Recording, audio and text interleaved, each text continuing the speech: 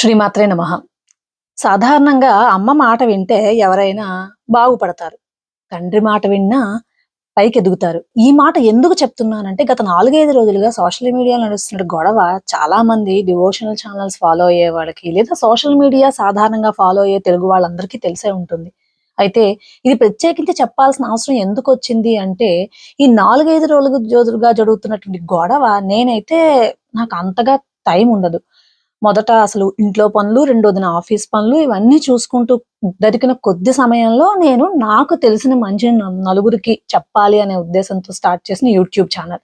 ఈ YouTube channel start చేసిన ముందు వరకు నాకు చాలా కొద్దిగా మన హిందూ ధర్మం గురించి మాట్లాడేవాళ్ళు, చెప్పేవి తెలుసు. అలాగే ప్రవచనకర్తలైనటువంటి చాగంటి కోటేశ్వరరావు గారు, గరికపాటి వారు, సామవేదం షణ్ముఖ శర్మ గారు, వద్దిపర్తి పద్మాకర్ గారు వీరి యొక్క ఏవైనా ప్రవచనాలు సీరీసుల రూపంలో వచ్చేవైతే నేను వాటిని చూసి తెలుసుకుంటాను, వింటాను. వంట చేస్తున్నప్పుడైనా ఏవైనా సరే సద్గురు శివానందమూర్తి గారి బోధలు, ఇక మన వద్దిపర్తి పద్మాకర్ గురువు గారి యొక్క పురాణాలు ఎన్నెన్నో సీరీస్‌లున్నాయి. అవన్నీ వింటూ నేను వంట చేసుకున్నప్పుడు కూడా అవే వింటాను. ఆ తర్వాత ఇంక నాకసలు సమయం ఉండదు. న్యూస్ చూస్తాను. న్యూస్ నాకిష్టం. ఇండియా న్యూస్ చూస్తాను. గ్లోబల్ న్యూస్ చూస్తాను. అయితే ఈ 4, 5 రోజులుగా జరుగుతున్నటువంటి తల్లి మాట ఛానల్ గొడవ నాకసలు పెద్దగా అంటే రెగ్యులర్‌గా ఈ 4, 5 రోజులుగా ఎక్కువగా చూడటం లేదు. అసలు తెలీదు. అయితే మా ఫ్రెండ్ అబ్బాయి నన్ను అక్క అని పిలుస్తాడు. అతను "అక్క తెలుసా చిర్రా ఊరి గారు ఏడ్చేశారు" అంటూ ఒక వీడియో పంపించాడు. అసలు నిజానికి చిర్రావూరి గారెవరో నాకు తెలీదు. ఎప్పుడు నేను ఈ ఛానెల్ స్టార్ట్ చేసే ఒక సంవత్సరం, 6 నెలల ముందు వరకు కూడా నాకు తెలీదు. 6 నెలల ముందు ఒకానొక వీడియో నేను చేశాను. అదేంటంటే ఒక ఆధ్యాత్మికవేత్తగా ఎదుగుతున్న ఒక ప్రముఖ యూట్యూబర్ యొక్క మాటలు విని చాలామంది చాలా అంటే నెగెటివ్ రీతిలో చాలా అడాప్ట్ అంటే ఎడిక్ట్ అయిపోయినట్టుగా అయిపోయి పిచ్చి పిచ్చి పనులు చేయడం మొదలుపెట్టారు. అసలు ఆ తర్వాతే నేను ఛానెల్ స్టార్ట్ చేశాననమాట. అప్పుడేంటంటే ఒక ఇన్సిడెంట్ జరిగింది. నేను జర్మనీలో ఉండేటప్పుడు ఒక ఆవిడ ప్రెగ్నెంట్ వుమన్ ఆ యూట్యూబర్ పెట్టినటువంటి ఒక వీడియో అతను ఒక ప్రెగ్నెంట్ వుమన్ వీడియో పెద్ద పొట్టది వేసుకొని ఒక ప్రెగ్నెంట్ వుమన్ వీడియో పెట్టి, ఆ ప్రెగ్నెంట్ వుమన్ ఒక పాముని ఆవిడ ఆధ్వర్యంలో చంపించేసింది. ఆ పాముని చంపించేయడం వల్లే ఆవిడ పుట్టిన పిల్లలు మచ్చలతో పుట్టాడు. ఇలాగలాగంటూ ఒక పిచ్చి వీడియో అనకూడదు గానీ, అది రిలీజ్ చేయడం వల్ల ఈ అమ్మాయి ఆ వీడియో చూసి ఎప్పుడెప్పుడో చిన్నప్పుడు ఆమె కొట్టిన పిల్లిని, ఇంకేదో కాకిని కొట్టాను ఇవన్నీ ఊహించుకుని, ఆ అమ్మాయి మెంటల్లీ డిప్రెస్ అయిపోయి, ఒక రకమైన స్టేజ్‌లోకెళ్ళిపోతే, ఆ అమ్మాయి యొక్క హస్బెండ్ నాకు వాళ్ళది 2 అంటే ఆ అబ్బాయి ఇంకో స్టేటు, ఆ అమ్మాయి ఆ తెలుగమ్మాయి. అతను చెప్పాడు. "అక్క నాకు తెలియదు.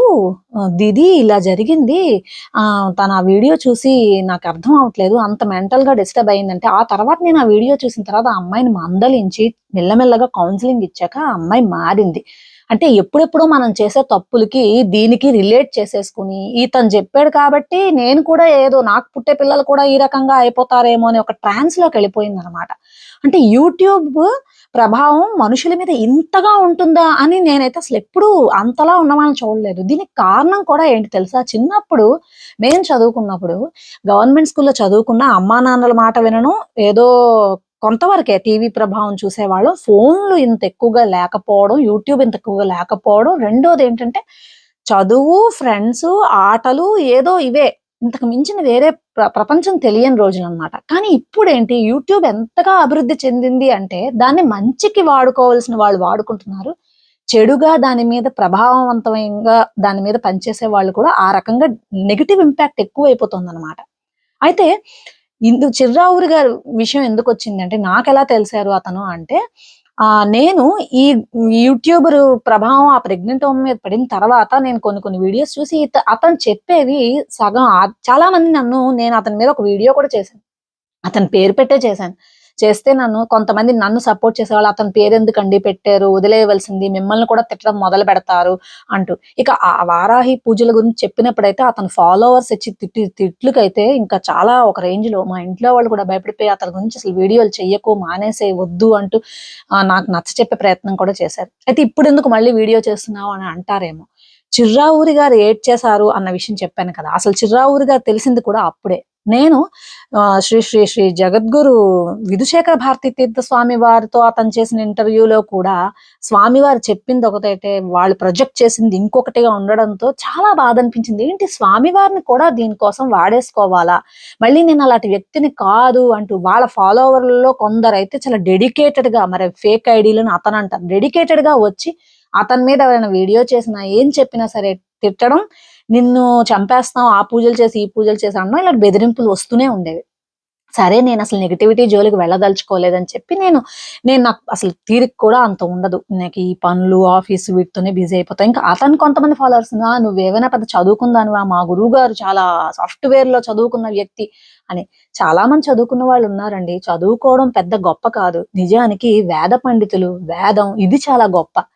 ఆ మహాత్ములు, మహనీయులు గొప్పవాళ్ళు. మన కోసం సన్యాస ధర్మాన్ని స్వీకరించి మనల్ని కాపాడాలనుకునే మహాస్వాముల వంటి వారు, కంచి పరమాచార్యుల వంటి వారు, కంచి మహాస్వామి వారు, ఇప్పుడు శంకర విజయేంద్ర సరస్వతి స్వామి వారు, అలాగే విధుశేఖర భారతీ తీర్థ స్వామి వారు, భారతీ తీర్థ స్వామి వారు ఇలాంటి వాళ్ళు మహనీయులు. అంతే తప్ప యూట్యూబ్‌లో మాలాంటి వాళ్ళేం గొప్పవాళ్ళు కాదు. మమ్మల్ని డిఫెండ్ చేస్తూ మీరు మీ పరువును పోగొట్టుకోవద్దు. మేము చేసే వీడియోస్‌లో కూడా ఏవైనా అజ్ఞాన భూయిష్టంగా ఉంటే ఒప్పుకోవాలి. అయ్యో! ఈ విషయం నాకు తెలీదు. నేను తెలుసుకోవాలి. నెక్స్ట్ టైమ్ నుంచి ఈ తెలుసుకున్న మంచి విషయాన్ని అందరికీ చెప్పాలి అని. అయితే ఉపోద్ఘాతం విషయం నేను చెప్తున్నాను చూడండి. ఆ స్వామి వారి మీద వాళ్ళు చేసిన వీడియో గురించి నేను వీడియో పెడితే అసలు ఇందులో చెప్పిందేంటి? వాళ్ళు దీన్ని ప్రొజెక్ట్ చేసిందేంటి అని. అందులో ఒక వ్యక్తి డెడికేటెడ్‌గా పెట్టిన కామెంట్ ఏంటో తెలుసా? నువ్వు కూడా అంటే పబ్లిక్‌గా ఈ మాట చెప్తున్నందుకు చిర్రావూరి గారు నన్ను క్షమించాలి. ఆ బొండం చిర్రావూరి గాడిని ఫాలో అయ్యి వాడు చెప్పిందే చెప్పావా అని. అప్పటి వరకు నాకు వారెవరో నిజంగా తెలీదు. ఎవరు ఇతను చిర్రావూరి అని పెడుతున్నారేంటని చెప్పి చిర్రావూరి అని కొట్టగానే గురువుగారొచ్చేసారు. అసలు నేను చిర్రావూరి గారు ఎప్పుడు చెప్తారు నన్ను గురువుగారు అనకండి అని. నిజంగానే నాకు అతను చెప్పింది చాలా నచ్చింది. నేను గురువుగారిని అని అన్నాను అతన్ని. చిర్రావూరి బాబాయ్ గారు. బాబాయ్ గారినే పిలవాలతను. నిజంగా ఒక సొంత బాబాయిలాగా అతన్ని ఎందుకు ఏడ్చారా అని చెప్పి మా తమ్ముడు వీడియో పంపిస్తే అంటే ఫ్రెండ్ ఒకతను ఆ అబ్బాయి నన్ను అక్క అంటాడు. తను వీడియో పంపిస్తే అందులో చూసాను నేను. ఒక సామాన్య ప్రజలు యూట్యూబ్ వల్ల ఎంత బాధలు పడుతున్నారో, వాళ్ళ వల్ల ఎంత అనుభవిస్తున్నారో అందులో అతను చెప్పి పాపం ఒక ప్రెగ్నెంట్ వుమన్‌ని భర్త కొట్టాడు, తిట్టాడు. "నీవు ఎందుకింత డబ్బు వృధా చేసావు" అని అన్నాడు అని చెప్పి దానివల్ల అతను ఏడ్చేసారంటే నాకు చాలా బాధ అనిపించింది. ఎందుకంటే బయట ఎవడో బెదిరించి కేసులు పెట్టేస్తే ఏడ్చేసే రకం కాదు. ఈ 6, 7 నెలల్లో నేను చిర్రావూరి గారి వీడియోలు చూసి తెలుసుకున్న. అతని మనస్తత్వం ప్రకారం ఇలాంటి పిచ్చి పిచ్చి వాళ్ళు ఎవడో వెళ్లి పోలీస్ కేసులు పెట్టినంత మాత్రాన అతనేమి ఏడ్చేయరు. అంటే ఏదో బలీయమైన కారణం ఉంది. ఏం జరిగిందా ఇంతలాగా అని చూస్తే ఏదో పిచ్చి ఛానల్. తల్లి మాట, తాతయ్య మాట, పక్కింటి పిన్ని మాట అని పనికిమాలిన ఛానెల్స్ పెట్టేసి అందులో ఏమీ లేదు. మా ఇంటికి ఆవొచ్చింది, పక్కింటి వాడి గేదొచ్చింది, వాడికి ఇది పెట్టాను, అది పెట్టాను. సరేలెండి వాళ్ళేదో వాళ్ళు చేసుకోవడం మనకు అనవసరం. వాటి గురించి మనకు అవసరం లేదు. అయితే ఈ ఛానెల్ గురించి చాలా ముందే ఒకరు నాకు చెప్పినప్పుడు నేను చూస్తే ఇందులో ఏముంది అసలు దేనికి నువ్వు ఫాలో అవుతున్నావు అంటే, ఆ ఫాలో అవ్వడాలునే అంతకుముందు చెప్పాను చూసారా? ఈ గర్భవతి ఆ అమ్మాయి డీప్ డిప్రెషన్‌లోకెళ్ళిపోయింది. ఇంకొక గురువు యూట్యూబర్ వీడియో చూసని. అలాటప్పుడే ఈ ఛానెల్ మీద కూడా చాలా మంది ఇంపాక్ట్ అవుతున్నారని ఒకరు నాకు పంపించారు. సరే మనకు తెలిసిన వాళ్ళైతే మనం పట్టించుకోవాలిలే అని చెప్పి నేను దాని గురించి పట్టించుకోలేదు. వదిలేసాను. వాళ్ళేవో వాళ్ళ పనులు చేసుకుంటున్నారులే అని. కానీ ఈ ఇప్పుడు ప్రస్తుతం ఈ వర్క్ ఫ్రమ్ హోమ్ అనేది ఉంది చూసారా? చాలా సంవత్సరాల క్రితం అంటే ఇంచుమించు 1998, 99 సమయంలో కూడా మా పక్కింట్లో ఒక ఆంటీ ఉండేవారు. అందరం చాలా దిగువ మధ్య తరగతి కుటుంబస్తులం. ఇప్పుడంటే అందరి యొక్క అంటే సంపాదనలు పెరిగి, పెరిగి అందరూ కాస్త ఇళ్ళు, వాకిళ్ళు వెనకేసుకొని ఒక స్థాయికొచ్చాం గానీ, అప్పుడు అందరం దిగువ మధ్య తరగతి కుటుంబాలకు చెందిన వాళ్ళం. పాపం ఆ ఆంటీ వచ్చి ఇలా మా అమ్మగారి దగ్గరకొచ్చి, "నేను వదిన కట్టాలనుకుంటున్నాను. ఒక దగ్గర ఎవరో పంపించారు." అప్పట్లో రూ. 700, రూ. 800 పంపిస్తే మీకు పోస్ట్ ద్వారా ఒకటొస్తుంది. దాని ద్వారా మీరు ఇంట్లో ఉండే చెయ్యొచ్చు. మీరు ఏవో మార్కెటింగ్ లెటర్స్ రాయాల్సుంటుంది అనేదో చెప్పారు. లెటర్ రాయడమే కదక్కా ఇంట్లో ఖాళీగుంటాను. వదిన నేను ఖాళీగుంటాను. నేను చేస్తాను. ఆయనొక్కరే ఎంత కష్టపడతారు. ఇదండి మధ్య తరగతి స్త్రీల మనస్తత్వం ఎలా ఉంటుందో తెలుసా? ఆయనొక్కరే కష్టపడుతున్నారు. పిల్లలకేదైనా ఒక కోరిక, ఒక సరదా, ఒక ఏదైనా ఒకటి కొనుక్కోవాలంటే చాలా అంటే బిలో పావర్టీ లేని దిగువ మధ్య తరగతి కుటుంబాల్లో ఉన్న వాళ్ళకి ఒక ఖరీదైన చాక్లెట్ కొనుక్కోవాలంటే ఎందుకులే ఈ అనవసరమైన ఖర్చు, ఇంకేదైనా చెయ్యొచ్చు దీంతో అని అనిపిస్తుంది. ఆ మనస్తత్వం ఉన్న వాళ్ళకి. అప్పుడు తల్లికేమనిపిస్తుందంటే, అరే! నేను కూడా సంపాదిస్తే ఆ కొంచెం డబ్బులతో పిల్లలు చిన్న చిన్న ఇలాంటి కోరికలు నేను తీర్చగలను కదా! అతని సొమ్ముతో మేము ఇంటి సంపాదన, పిల్లల చదువులు ఏవో సంపాదన వెనకేసుకోవడము, ఆరోగ్యపరమైన ఖర్చులు ఉంటాయి కదా! హెల్త్ రిలేటెడ్ ఇవన్నీ పెట్టుకోవచ్చులే. నేను సంపాదించేదేదైనా ఉంటే పోనీ పిల్లలకి మనం ఆ రకంగా వాళ్ళని మనం ఏదైనా వాళ్ళ సరదా తీర్చచ్చులే అని ఉంటుంది. ప్రతి స్త్రీ తల్లి అనిపించే వాళ్ళకి. కానీ తల్లి మనస్తత్వం అలా ఉంటుంది కదా! ఈ చెప్పే ఆవిడ కూడా ఒక తల్లే కదా! ఇలా చెప్తోంది కదా! అని చెప్పి పాపం గుడ్డిగా నమ్మేసి జనాలు వెళ్లి అందులో పెట్టేశారు. కానీ వాళ్ళు పెట్టే కామెంట్‌లు "నువ్వు భర్తకు తెలియకుండా ఇలా చేసావంటే ఇంకేం చేసావో" ఎంత తప్పు మాటండి అదసలు. అలా చేస్తారా అని ఒకరు నన్నడిగితే చేస్తారు. ఎందుకంటే ఆ ఆంటీ కూడా పాపం అప్పట్లో 1998లో పాపం 700 800 పెట్టి పంపిస్తే వాడొక కిట్ లాంటిదేదో పంపించి, "ఈ కిట్ మీకు పంపించాం కదా!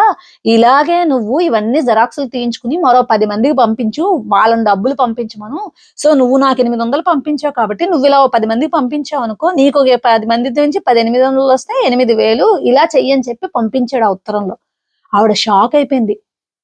నేనిలా పంపించానంటే, నేనిలా 10 మందికి పంపిస్తే, నాకు వాళ్ళు పంపిస్తారా? పంపించరా? అదంతా వేరే విషయం. కానీ ఇదొక చేసింది మోసం చేసిందే కదా! ఇది మోసమే కదా! అని తెలుసుకొని, అప్పుడు అమ్మ కూడా వద్దు ఎందుకు నేను చెప్తూనే ఉన్నాను వద్దని, ఎందుకు అనవసరంగా పంపించేశావు అని అప్పుడు వాళ్ళ డిస్కషన్. ఆ ఏజ్‌లో మేము విని ఇవన్నీ కూడా అయ్యయ్యో! ఇలా మోసపోయారా? అని. అప్పట్లో అలాంటి మోసాలకు వెళ్లి కంప్లెయింట్ చేయాలని అలాంటి ఏమి తెలియని రోజులన్నమాట. ఇప్పుడు అంతకంటే ఎక్కువగా వీళ్ళందరూ ఫోనుల్లోకే వచ్చేసి ప్రమోషన్స్ పేరుతో ఇది చెయ్యి, అది చెయ్యి, అది కొను, ఇది కొను, ఇక్కడ డబ్బులు పెట్టు, అక్కడ డబ్బులు పెట్టు, వర్క్ ఫ్రమ్ హోము అనేసి చెప్పేది ఇది ఖచ్చితమైన మోసం. మోసం కాదు. మేము డబ్బులు పెట్టమంటే మీరు పెట్టేస్తారా? అంటే సోషల్ మీడియాలో యూట్యూబ్ ఇన్‌ఫ్లుయెన్సర్‌లు ఎంతలా తయారయ్యారంటే వీళ్ళ మాట పాపం గుడ్డిగా నమ్మేస్తున్నారు జనాలు. ఇందులో జనాల తప్పు లేదా అంటే ఉంది.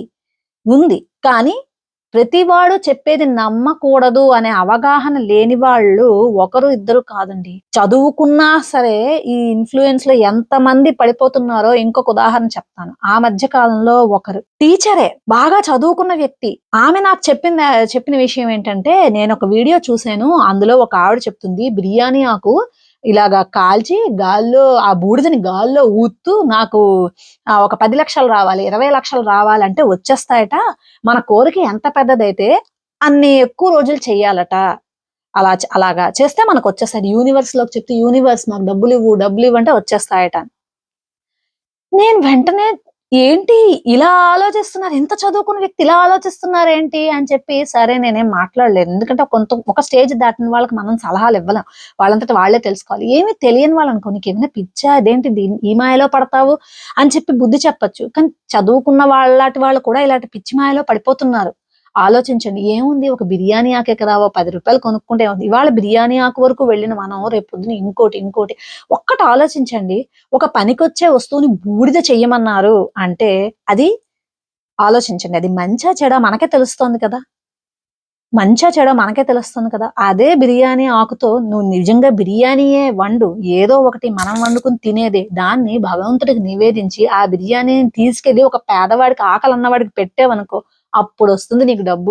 ఈ బిర్యానీ ఆకు తగలబెట్టడం వల్ల రాదు. ఇలా ఎంతో మంది ఇన్‌ఫ్లూయెన్స్ చేస్తున్నారు. ఇవాళ గురువుగారు అంతలా కన్నీళ్లు పెట్టి ఏడ్చారు అంటే, నిజంగా నాకే బాధనిపించింది. అరే! ఇంత విద్వత్తున్న వ్యక్తి పాపం అందరికీ మంచి చెప్పే వ్యక్తి కూడా కన్నీళ్లు పెట్టుకొని ఏడ్చారే అని. గురువుగారు చిర్రావూరి గారికి నేను డైరెక్ట్‌గా ఈ విషయం చెప్తున్నాను. తెలిసిన వాళ్ళెవరైనా అతనికి ఫార్వర్డ్ చేయండి. లేదా అతనికి తెలుస్తుందంటే మరీ మంచిది. మీరు ఏడవద్దండి. మీరు కార్చే ప్రతి కన్నీటి చుక్కకి వాళ్ళే భగవంతుడి దగ్గర జవాబు చెప్పుకు తీరాలి. మీరు కన్నీరు పెట్టొద్దు. మంచి వాళ్ళ కన్నీళ్లు లోకానికి అరిష్టం తెస్తుంది. అది మనకు ధర్మరాజు యొక్క కథలో కూడా మహాభారతంలో చూసాం కదా! మంచి వాళ్ళ కన్నీరు ఎప్పుడు భూమి మీద పడకూడదు. కాబట్టి మీరు బాధపడకండి. అలాగే అమ్మ తల్లి మాట ఛానల్ వాళ్ళు ఇటువంటి చెడ్డ పనులు మానండి. తప్పు. ఒకరిని మనం మంచి దారిలో పెట్టాలి అని చూడాలి తప్ప, చెడు దారిలోకి వాళ్ళని పెట్టాలి. ఎవడెలా పోతే ఏంటి మనకు డబ్బులిస్తే సరిపోతుంది కదా! అని అనుకోవద్దు. ఇకనైనా అందరూ మారాలి. ముఖ్యంగా యూట్యూబ్ చూసేవాళ్ళు ప్రతి వాళ్ళు చెప్పే ప్రమోషన్స్, ప్రతి వాళ్ళు చెప్పే ఇలాంటి వాటికి డబ్బుతో పనుండే వాటికి గుడ్డిగా దిగిపోకండి. నిజం తెలుసుకోండి. ఇంక ఎవరు ఎలాంటి వాళ్ళో చిర్రావూరి గారు లాంటి వాళ్ళని చూసినా తెలుస్తుంది. శ్రీమాత్రే నమః.